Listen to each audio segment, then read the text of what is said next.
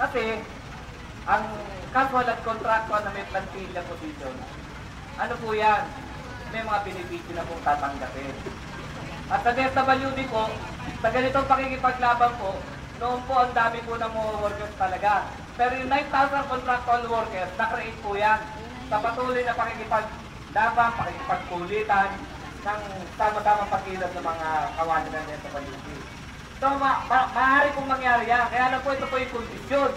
Nasabi din mismo ng civil service. Pagka daw contractual casual, kailangan daw po may civil service eligibility. Sino po sa inyo ang mga civil service eligible? Sino hindi? Marami-rami din po. So, kailangan po yung civil service eligibility para mangyari yun. So, ngayon po, tayo lang po ba? Tayo lang. So, papasok na po tayo. Ako lang po daw. Kasi po ba may kasama ako? Si Ma'am Rose.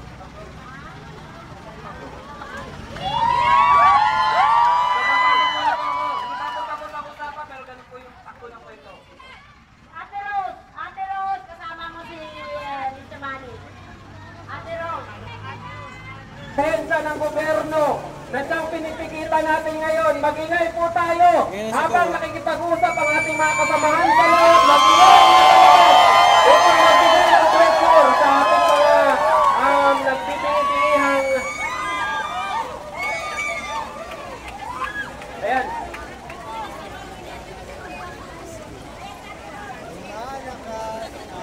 Sa pagpapatuloy ng ating programa at upang sumadahin ang pangkabuang panawagan natin ngayon, tawagin po natin si kasamang President Duterte ang pagkalaatang Pangulo ng Confederation for Unity, Recognition and Advancement of the Government Employees. Paano nga pagbati mga kasama?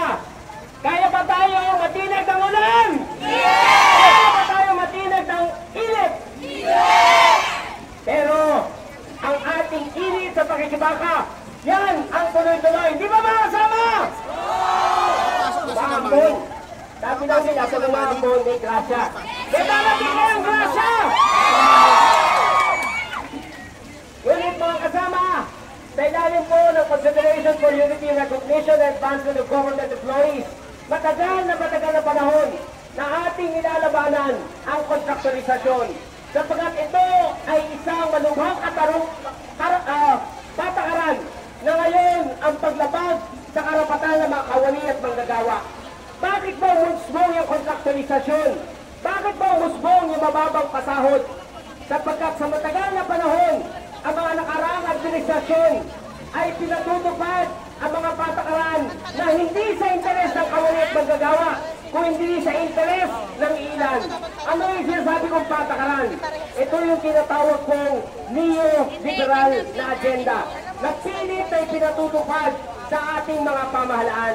Hindi lamang sa mga nakaraang pamahalaan, kundi sa iba't ibang bansa. Sa ilalim po ng neo-liberal agenda, ang inaatake po ay ang ating sahod, trabaho at karapatan.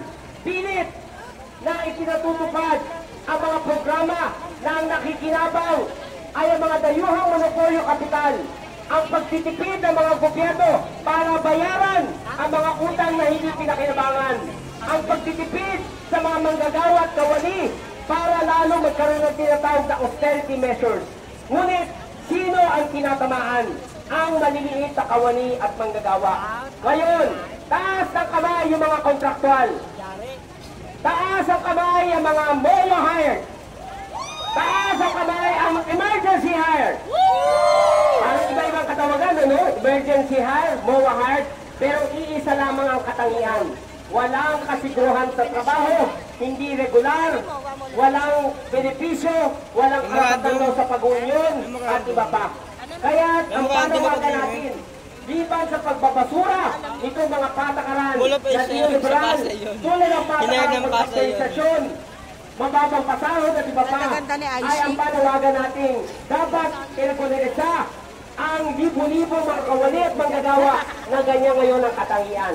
Mga kasama, magulat kayo.